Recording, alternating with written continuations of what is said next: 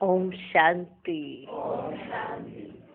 आज 6 मई 2014 साकार महावाक्य। बाबा कहते मीठे बच्चे, याद से याद मिलती है।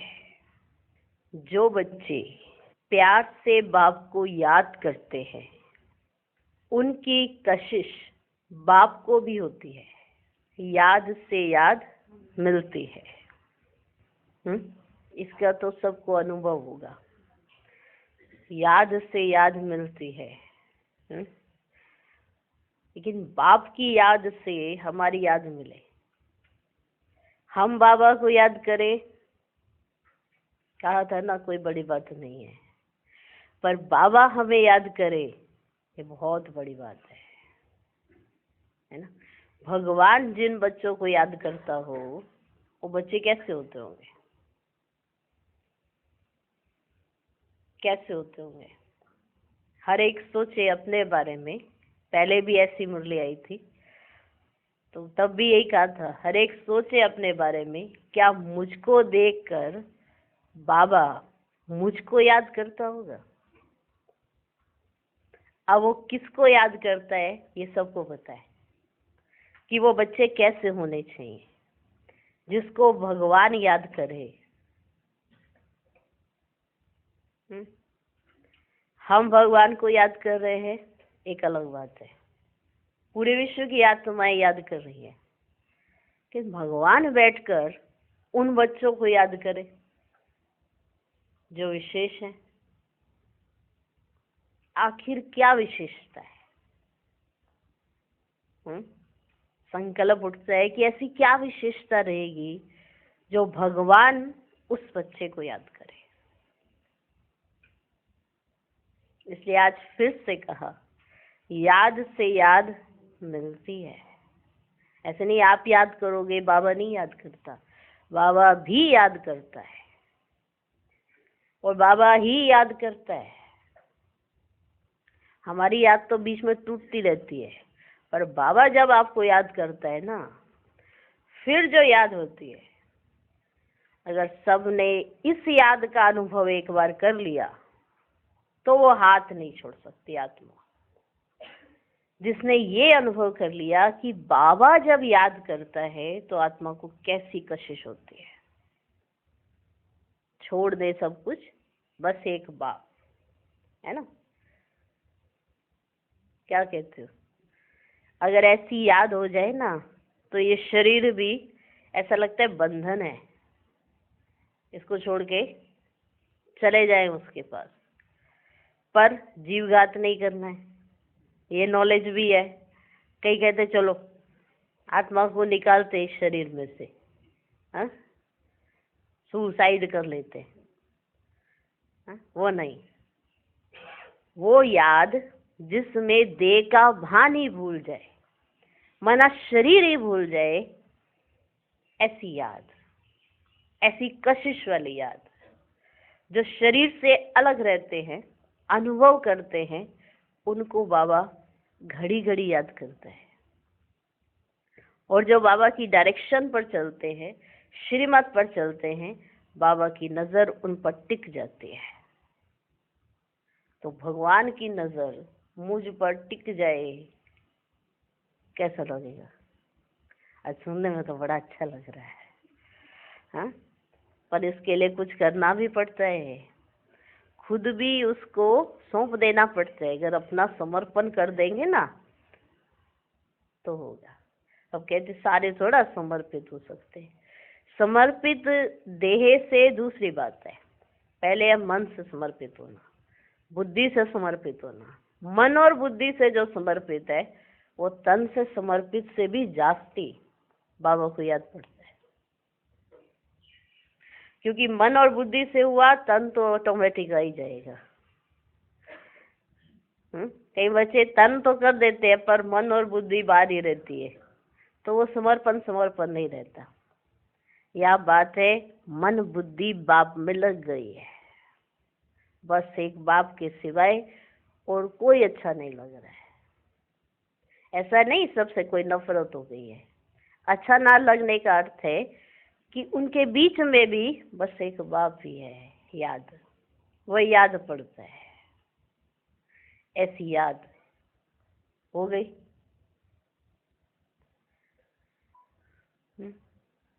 आप याद करोगे, बाबा याद करेगा।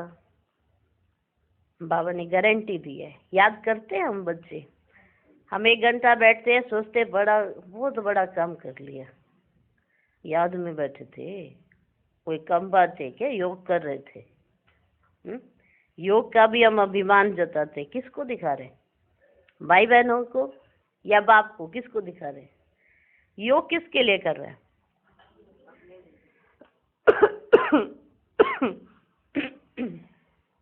किसके लिए करते? अपने लिए करते ना, पर फिर भी दिखा के करते हैं। दिखा के करते हैं ना। एक दिखावे का योग भी होता है। सबको बताएंगे हमने ना 8 घंटे का योग रखा है,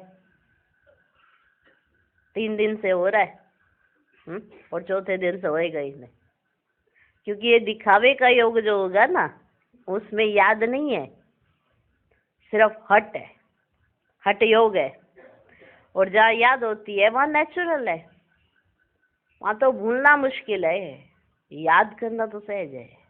इसलिए दादियाँ अपना अनुभव सुनाती कि हमें तो भूलना मुश्किल है, याद करना तो सहज है। क्या हम बाप को जानते नहीं है? जानते हैं। तो जिसको जानते हैं, जिसको पहचानते हैं, जिसको समझते हैं, उसकी याद आना सहज है। जिसको जानते नहीं, पहचानते नहीं, समझते नहीं, उसे याद करना मुश्किल है।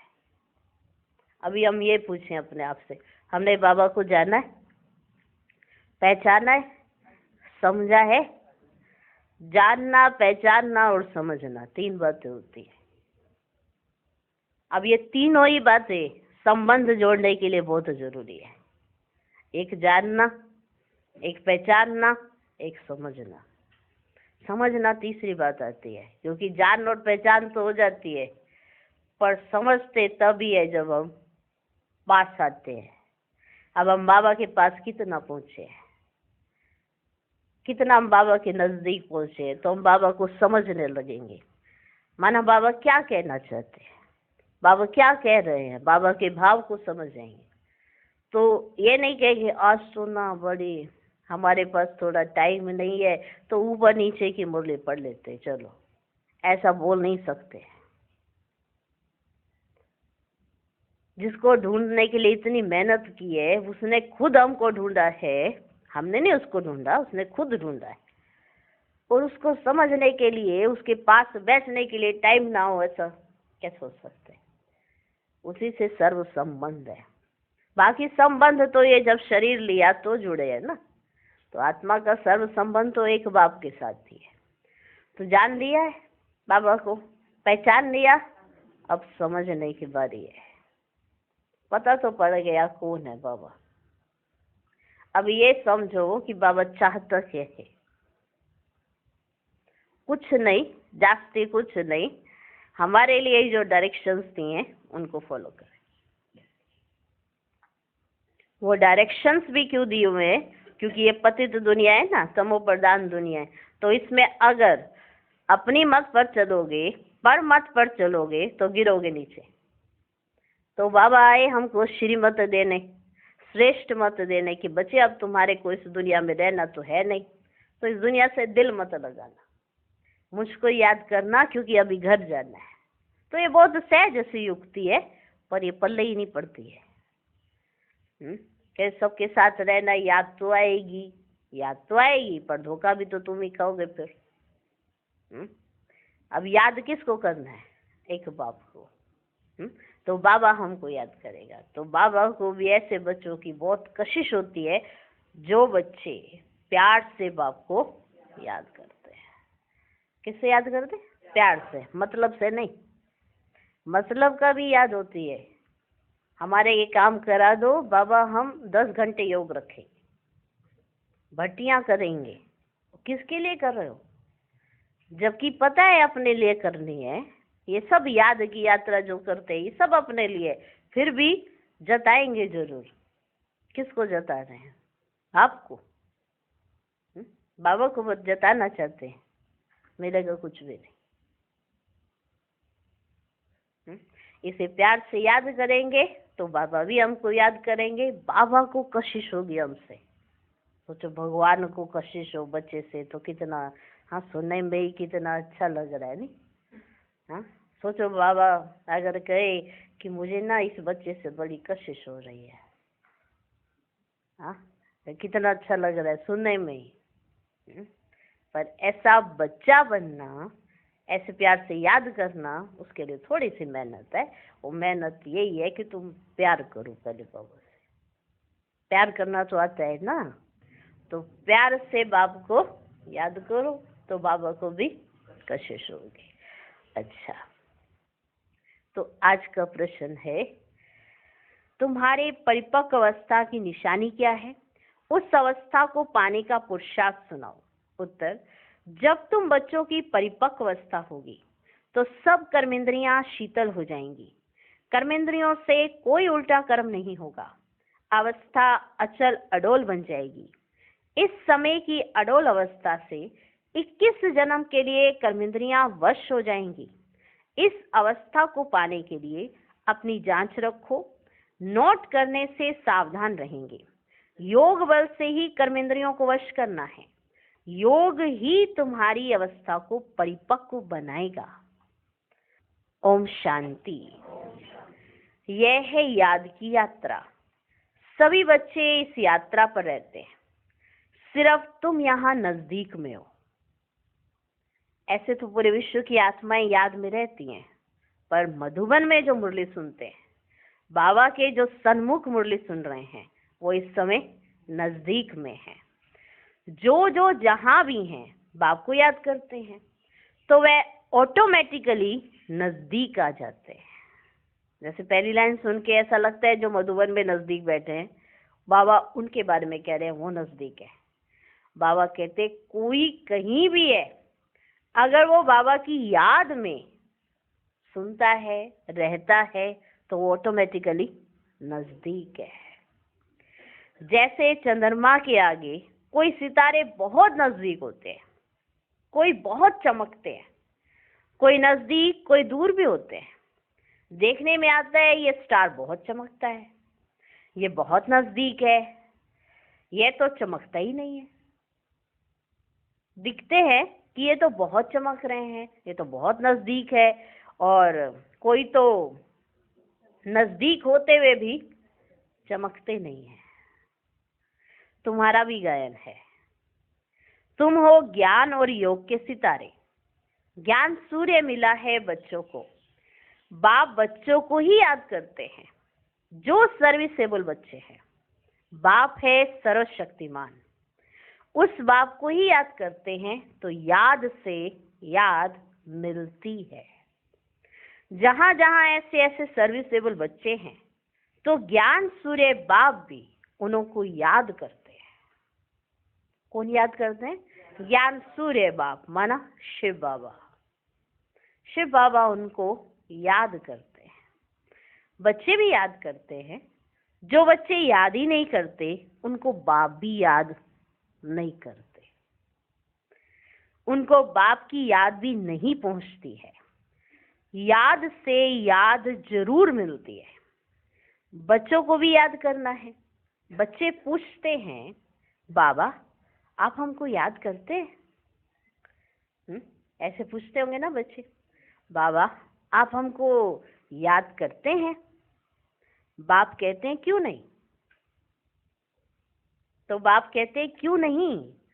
इस रीति बाप क्यों नहीं याद करते? जो जास्ती पवित्र है और बाप से बहुत प्यार है तो कशिश भी ऐसे करते हैं। जो आत्मा पवित्र होती है और बाप को प्यार करती है तो बाबा को कशिश होती है, तो बाबा को कशिश होती है।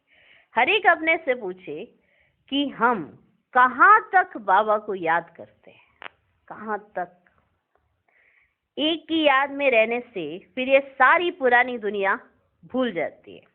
बाप को याद करते करते जाकर मिलते हैं, ऐसे हो जाता है जैसे कि जाकर मिलते हैं। अब मिलने का समय आया हुआ है, ये वही मिलने का समय है। पूरे कल्प में और कोई समय नहीं है जब बाबा मिलेगा, माना जब भगवान मिलेगा। ये वही समय है जब हमें भगवान मिल रहा है, ये वही समय है। ड्रामा का राज भी बाप ने समझाया है। बाप आते हैं, आकर बच्चों को अपना रूहानी बच्चा बनाते हैं। कौन सा बच्चा? रूहानी बच्चा। पति से पावन कैसे बनो सो सिखाते हैं। बाप तो एक ही है ना, उनको ही सब याद करते हैं, परंतु याद सबको नंबरवार अपने अपने पुरुषार्थ अनुसार मिलती है। बच्चे तो बाप को याद कर रहे हैं, पर बाप की याद बच्चों को नंबरवार पुरुषार्थ अनुसार मिलती है। जितना बहुत याद करेंगे वह जैसे कि सामने खड़े हैं। जो बहुत याद करेंगे तो बाबा ऐसे कहते हैं कि वह जैसे कि सामने खड़े। कर्मातीत अवस्था भी ऐसे ही होनी है। कहते हैं ना, कर्मातीत अवस्था को पाना है। कर्मातीत अवस्था शरीर को छोड़ के पाए नहीं जाती है, शरीर में रहते हुए उसे पाना है।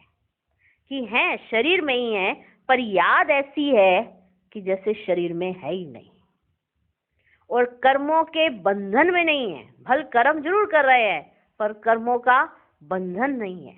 वो है कर्मातीत अवस्था। जितना याद करेंगे कर्मेंद्रियां चंचल नहीं होंगी।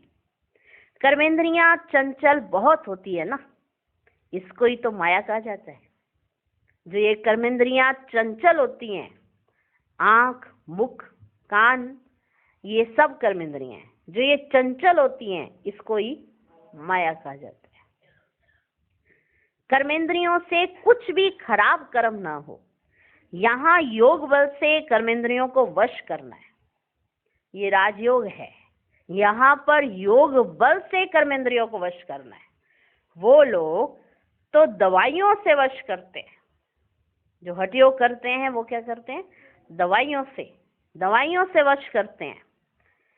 बच्चे कहते हैं बाबा ये क्यों नहीं वश होती हैं, कि ये कर्मेंद्रियां क्यों वश नहीं होती हैं?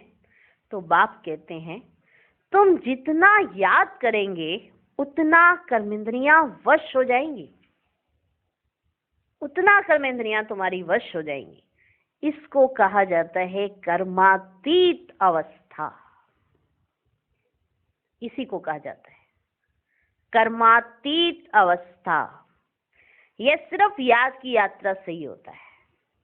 इसलिए भारत का प्राचीन राजयोग आया हुआ है। सो तो भगवान ही सिखलाएंगे। क्या? राजयोग। सो तो भगवान ही सिखलाएंगे। भगवान सिखलाते हैं अपने बच्चों को, क्योंकि सुनेंगे भी तो बच्चे ही, बाहर और तो कोई सुनेगा नहीं। तो भगवान सिखलाते हैं अपने बच्चों को। तुम्हें इन विकारी कर्मेंद्रियों पर योग बल से जीत पाने का पुरुषार्थ करना है। योग बल से जीत पाने का तुम्हें पुरुषार्थ करना है। संपूर्ण पिछाड़ी में होंगे। जो संपूर्ण अवस्था है वो पिछाड़ी में होगी, माना लास्ट में होगी। अभी नहीं हो सकती। अभी क्या चल रहा है? पुरुषार्थ। अभी क्या है? पुरुषार्थ।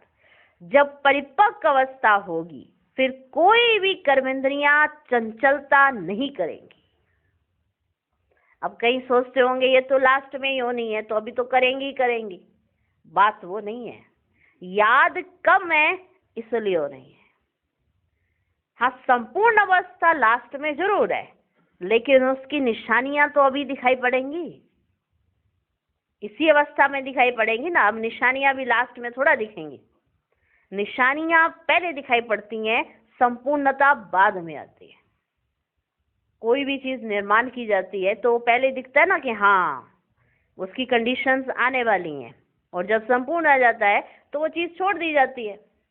कोई चीज बनानी हो उसमें भी, किसी भी चीज का निर्माण करना हो उसमें भी, जब कोई चीज संपूर्ण अवस्था तक पहुंच जाएगी तो पुरुषार्थ थोड़ा करेंगे, है ना। मेहनत तो तब की जाती है ना जब उसको संपूर्णता को लाना है। तो निशानियां तो पहले दिखाई पड़ेंगी।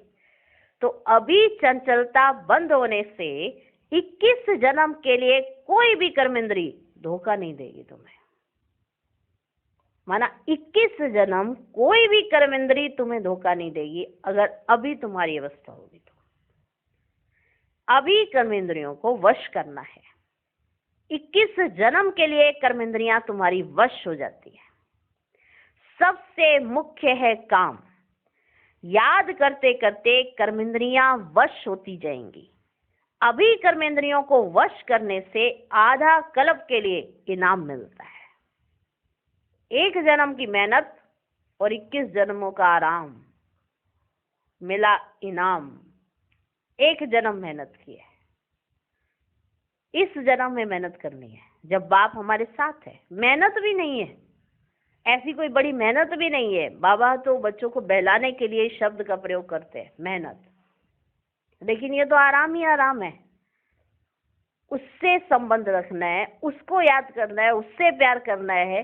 जो हम जानते हैं वो सिर्फ हमारे लिए है।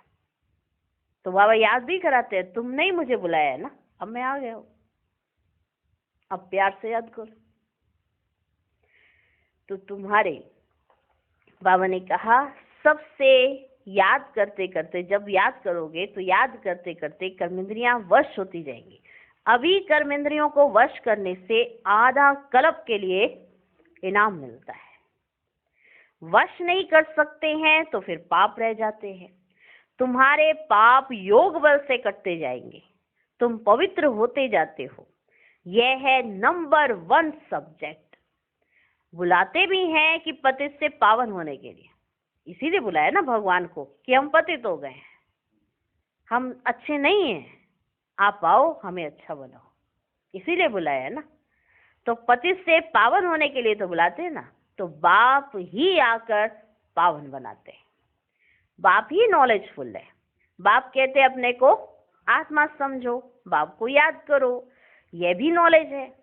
एक है योग की नॉलेज, दूसरा है 84 जन्मों के चक्र की नॉलेज। एक हमें याद क्यों करना है, कैसे करना है, इसकी नॉलेज मिल गई। एक हमने क्या क्या किया है और कैसे आज यहाँ आके पहुंचे हैं, इसकी भी नॉलेज मिली। तो एक है योग की नॉलेज और दूसरा है 84 जन्म के चक्र की नॉलेज। 2 नॉलेज है। फिर उसमें दैवी गुण ऑटोमेटिकली मर्ज है, माना इसके अंदर दैवी गुणों की विशेषता ऑटोमेटिकली आ जाती है अगर इन दोनों बातों की नॉलेज है। एक है योग की नॉलेज और दूसरी बात है 84 जन्मों के चक्र की नॉलेज, और दैवी गुण इसमें ऑटोमेटिकली मर्ज है। बच्चे जानते हैं हम मनुष्य से देवता बनते हैं तो दैवी गुण भी जरूर धारण करने। अभी बनने देवता जा रहे हैं अभी मनुष्य, तो मनुष्य से देवता के पीरियड में दैवी गुण कब धारण करोगे? अभी करने पड़ेंगे ना। तो दैवी गुण भी अभी धारण करने। अपनी जांच करनी है। क्या करनी है? जांच। जांच माना चेकिंग, चेकिंग माना जांच, ठीक है। तो अपनी जांच करनी है। नोट करने से अपने ऊपर सावधान रहेंगे। जब आप नोट करोगे तो अपने ऊपर सावधान रहेंगे, अपनी जांच रखेंगे तो कोई भूल नहीं होगी। बाप खुद कहते हैं मामी कम याद करो, तुमने ही मुझे बुलाया है क्योंकि तुम जानते हो बाबा पतित पावन है। अब जब आते हैं तभी तो ये डायरेक्शन देते हैं। बाबा जब आए हैं तभी तो ये डायरेक्शन देते हैं। अब इस डायरेक्शन पर अमल करना है आत्माओं को। तुम पाठ बजाते हो इस शरीर द्वारा, तो बाप को भी जरूर इस शरीर में आना पड़े। ये बहुत वंडरफुल बातें हैं। त्रिमूर्ति का चित्र कितना क्लियर है। ब्रह्मा तपस्या कर यह बनते हैं, फिर 84 जन्मों के बाद यह बनते हैं। ये भी बुद्धि में याद रहे कि हम ब्राह्मण सो देवता थे, फिर 84 का चक्र लगाया, अब फिर देवता बनने के लिए आए हैं। इतना तो समझ में आता है ना हम सब बच्चों को। जब देवताओं की डिनाइस्टी पूरी हो जाती है तो भक्ति मार्ग में भी बहुत प्रेम से उनको याद करते हैं। जब देवताओं का पाठ, माना आपका पाठ, जब देवता उसमें पूरा हो जाता है तो भक्ति मार्ग शुरू होता है। फिर हम क्या करते हैं, फिर बहुत प्यार से याद करते हैं। अब वह बाप तुमको ये पद पाने के लिए युक्ति बताते हैं। याद भी बहुत सहज है, सिर्फ बच्चे सोने का बर्तन चाहिए। सोने का बर्तन कौन सा? बुद्धि। सोने का दूसरा बर्तन नहीं, कहीं खरीद करने चले जाए, वो सोने का बर्तन नहीं। सोने का बर्तन बुद्धि चाहिए, जिसके अंदर ये ज्ञान ठहरेगा। सिर्फ सोने का बर्तन चाहिए। जितना पुरुषार्थ करेंगे उतनी पॉइंट्स इमर्ज होंगे। ज्ञान भी बहुत अच्छा सुनाते रहेंगे, हाँ, ज्ञान भी अच्छा सुनाते रहेंगे। समझेंगे जैसे कि बाबा हमारे में प्रवेश कर मुरली चला रहे हैं। माना ज्ञान अच्छा सुनाएंगे तो ये समझ में आएगा कि हम तो ये सुना नहीं सकते, तो ये तो जैसे कि ना बाबा की कमाल है।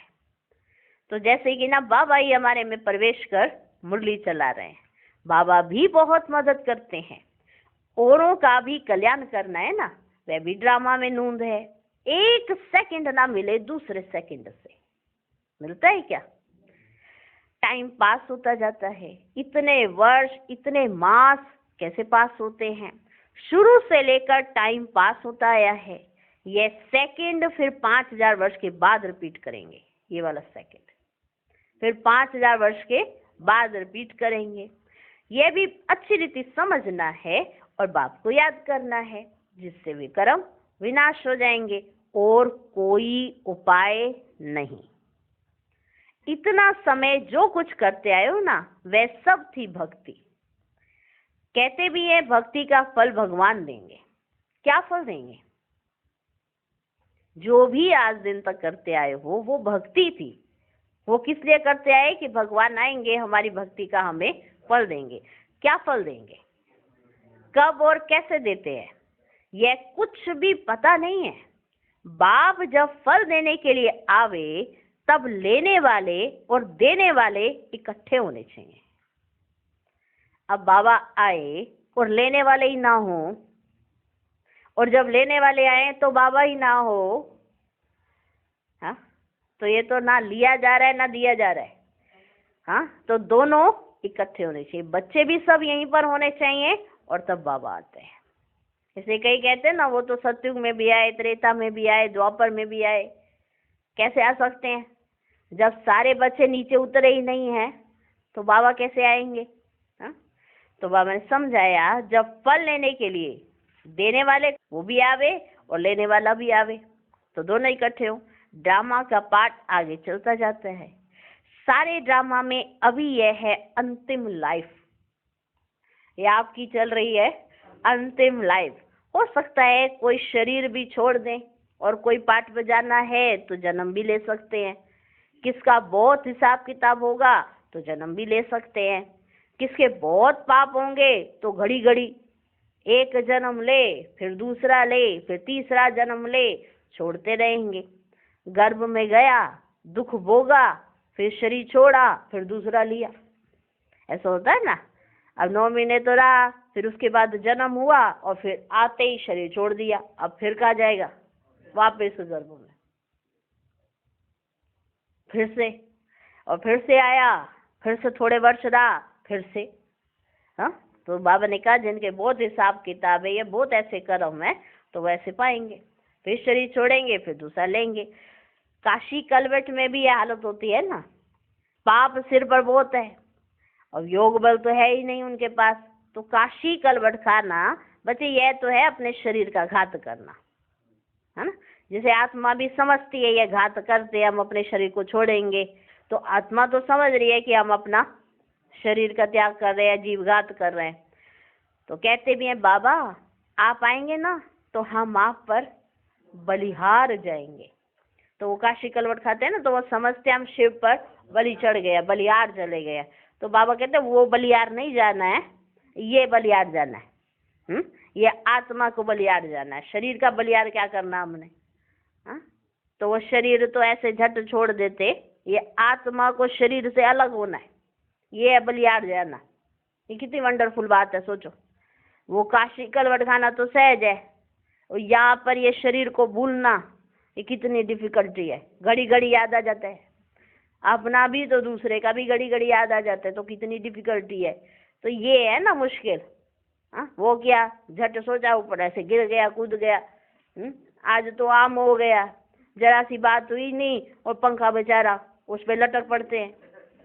हाँ, पंखा बेचारा उस जैसे ही किसी का संकल्प आया तो सीधा ऊपर ही देखते हैं, पंखा है चलो ठीक। हाँ, किसी को भी संकल्प आया, कोई ऐसा आया ऊपर नीचे कुछ ऐसा, कोई भी कुछ हुआ तो कितनी देर का खेल होता है, सेकंड का। सोचा, अंदर विचार आया, ये बस ये जीवन छोड़ना है, उसके ऊपर ऐसे डालते लटक पड़ते।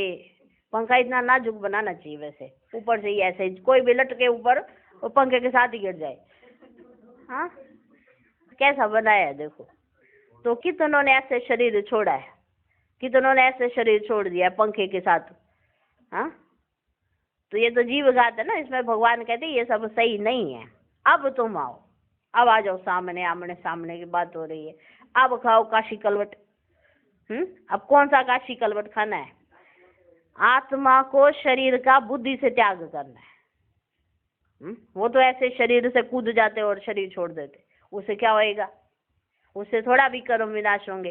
अब पता पड़ा कि अगर आत्मा शरीर में रहते हुए शरीर को भूलती है तो भी कर्म विनाश होंगे। अब पता पड़ा।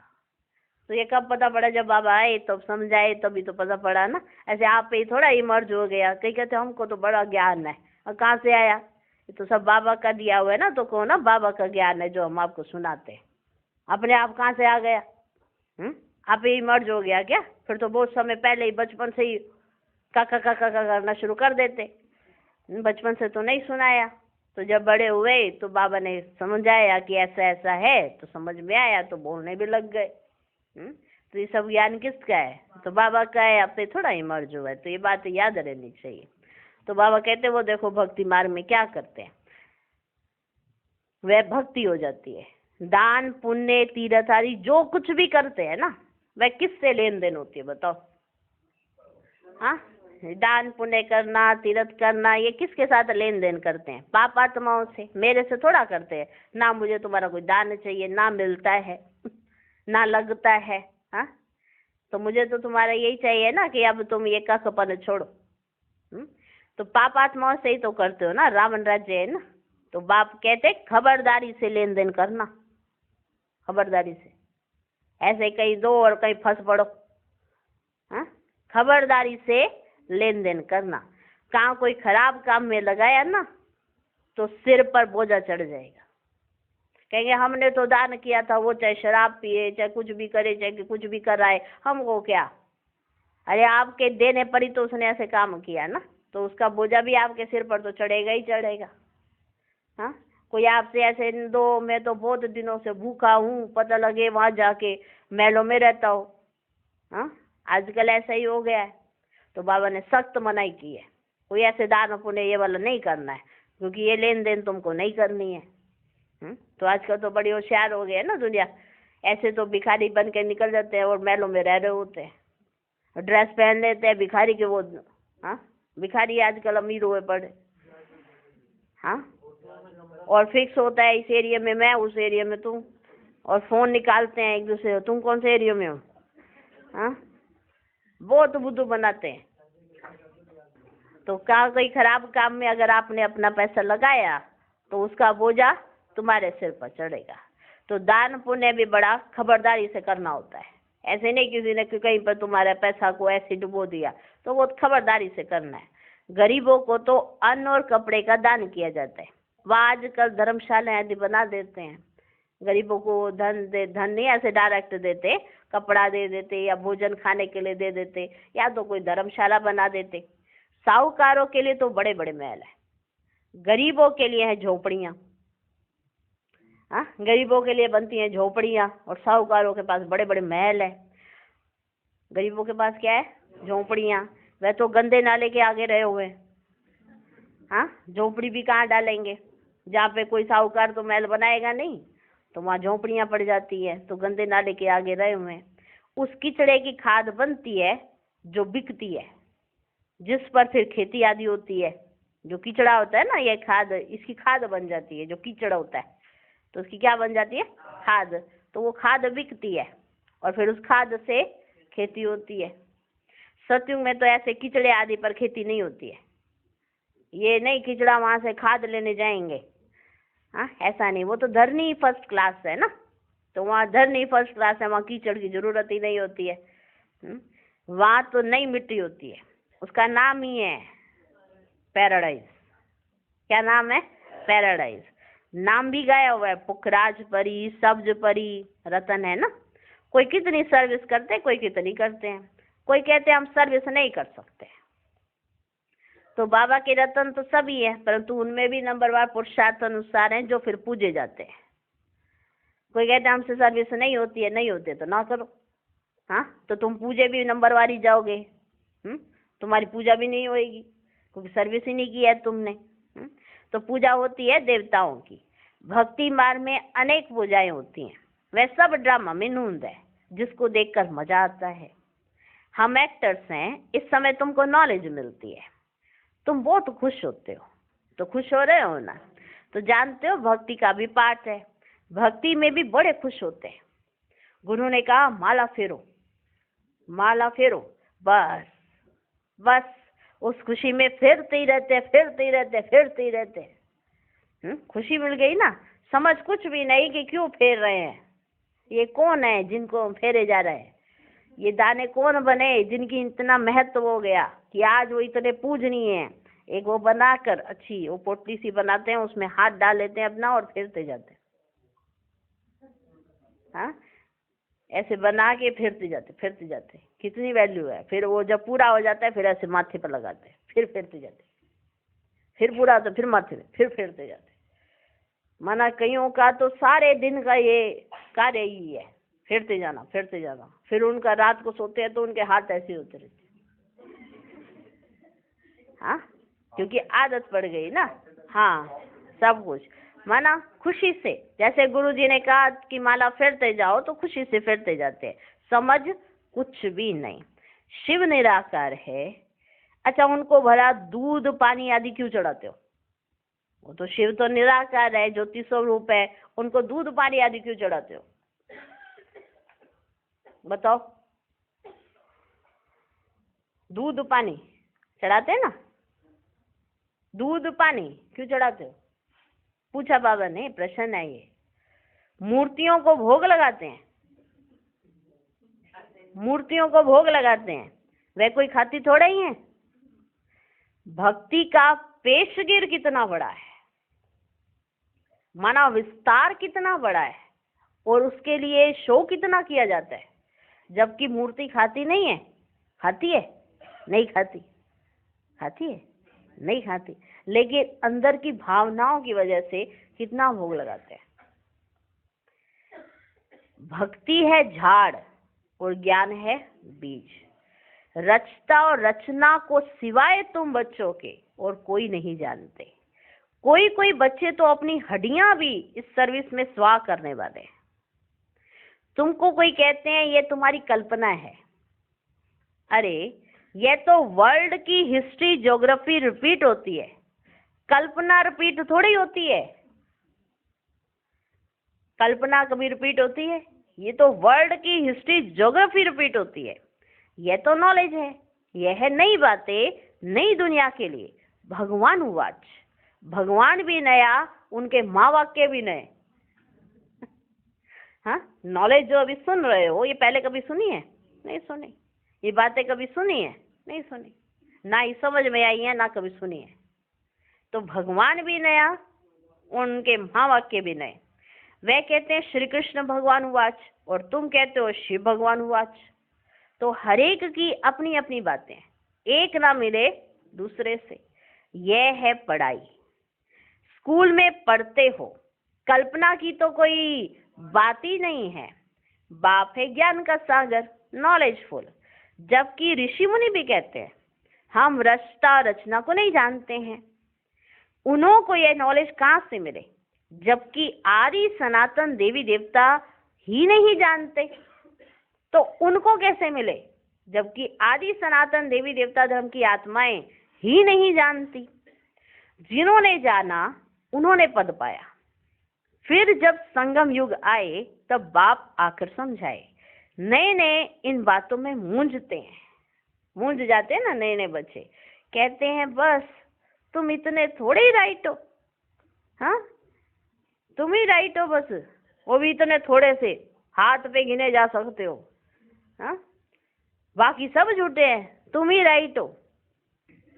बड़े आए राजयोगी, हाँ आप कहते हो हम राजयोगी हैं, हाँ इन्होंने ही राजा बनना है, बाकी सारी दुनिया तो पागल है, हाँ यही अक्लमंद एक पैदा हुए हैं। तो ऐसे ऐसे माँ बाप के आप सब ने अपने जीवन में कहीं ना कहीं सुने जरूर होंगे।